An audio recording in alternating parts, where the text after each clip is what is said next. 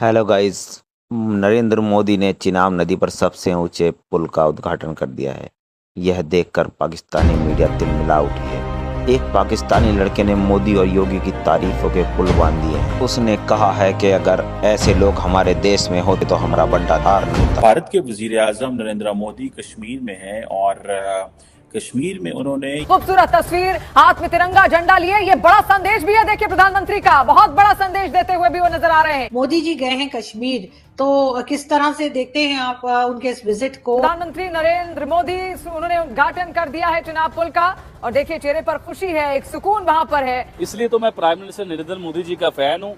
जिस चीज के लिए लोग बड़ा क्रिटिसाइज करते हैं पाकिस्तान में, मुझे कहते हैं कि आप पाकिस्तानी होके इंडिया के वज़ीर आज़म की बात करते हो। इंडियन मीडिया ने यह कहना शुरू कर दिया है कि पाकिस्तान ने शिमला मुआहिदा टर्मिनेट कर दिया है, जो 2 जुलाई 1972 को हुआ था, और इसके ज़ाहिर है पाकिस्तान के लिए बहुत कॉन्सिक्वेंसेज हो सकते हैं। ख्वाजा साहब जैसे के होते हुए हमें और क्या जरूरत है किसी दुश्मन की या किसी अपने मुखालिफ की?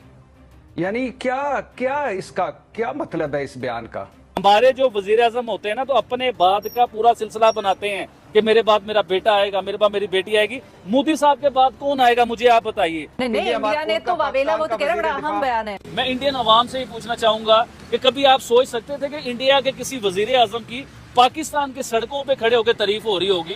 किस बेस पे हो रही होगी? कि उसने कोई काम किए, अपने लोगों के लिए काम किए, आपको इज्जतदार उसने बनाया है। बात जिस चीज के लिए लोग बड़ा क्रिटिसाइज करते हैं पाकिस्तान में, मुझे कहते हैं कि आप पाकिस्तानी होके इंडिया के वज़ीर आज़म की बात करते हो। देखिए, मैं आज अपनी सारी ऑडियंस को ये बात बताना चाहता हूँ कि पाकिस्तान के हिस्ट्री आप निकाल के देख लीजिए।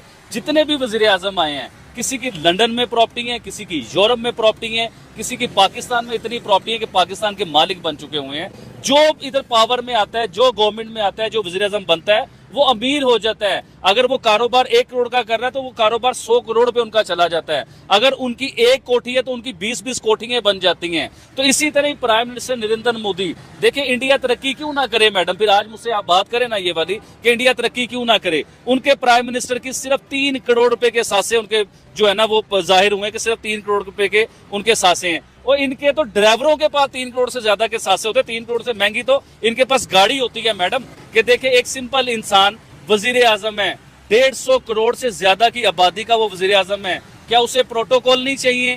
क्या उसे वीवीआईपी लाइफ नहीं चाहिए? क्या वो एक सिग्नेचर करे तो अरबोपति नहीं वो इंसान हो सकता? लेकिन वो आज भी आम जिंदगी जी रहा है। ये तो आप प्राइम मिनिस्टर नरेंद्र मोदी साहब की बात कर रहे हैं मैडम। आप आइए योगी जी के पास। योगी जी की सगी बहन जो सीएम है, पिछले 10 सालों से सीएम है, वो अपने यूपी के जो है ना, वो यूपी भी पाकिस्तान जितना यूपी है उसके सीएम है। उत्तर प्रदेश की आप बात करें, वहाँ के सीएम हमें योगी आदित्यनाथ नजर आते हैं। कह लेंगे जहाँ पर वुमेन एम्पावरमेंट, पॉवर्टी, गुर्बत आपको नजर नहीं आती, 0% नजर आएगी। लेकिन सवाल फिर वही यहाँ पर आता है कि पाकिस्तान में क्या कमी है जो आप कहते हैं कि आप बहुत बड़े फैन नजर आते हैं नरेंद्र मोदी के, योगी जी के, या कह लेंगे भारतीय सरकार उनकी जमहूरियत से बड़ा आपका लेके।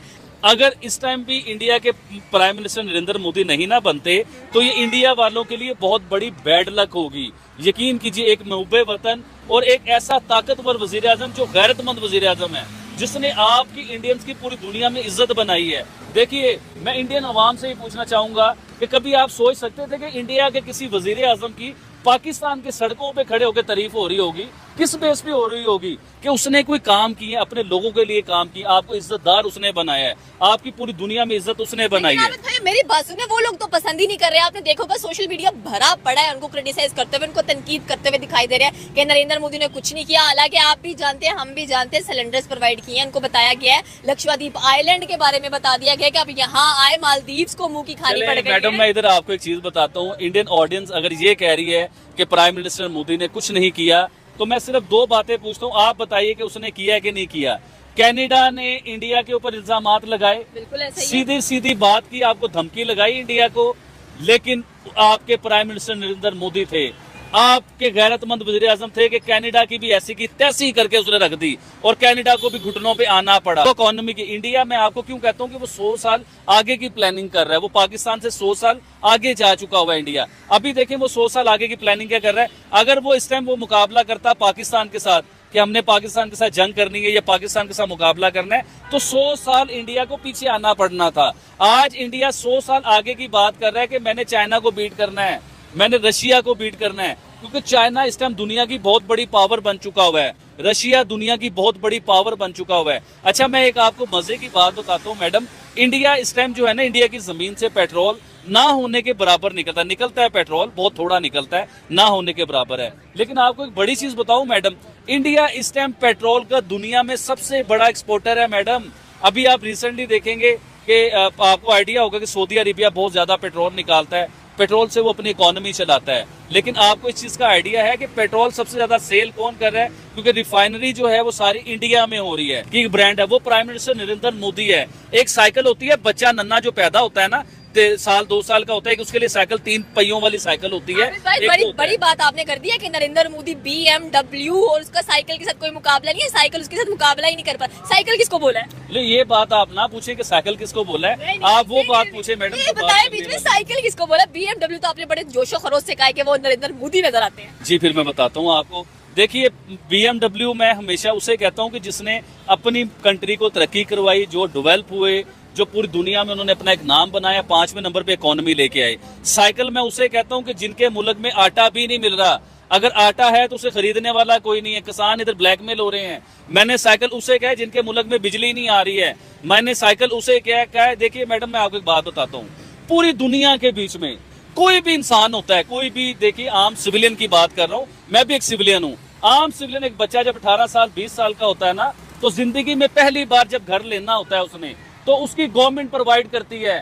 देखिए मोदी जी की मैं बात कर रहा हूँ, आप मोदी जी को कहते हैं कि उनके लोग उन्हें क्रिटिसाइज कर रहे हैं या बुरा भला कर रहे हैं, तो इसके ऊपर ना, अभी तो मेरा आपको आइडिया था कि मेरी तबीयत ठीक नहीं थी, तो कल आप मेरे साथ शो कीजिए, मैं प्रॉपर नरेंद्र मोदी और जो क्रिटिसाइज कर रहे हैं इनकी वीडियो के साथ आपके साथ डिस्कस करूंगा, और सबका मैं दूध का दूध और पानी का पानी बताऊंगा कि मोदी ने इंडिया के लिए क्या किया है और वो जो यूट्यूबर्स हैं वो इंडिया के लिए क्या कर रहे हैं।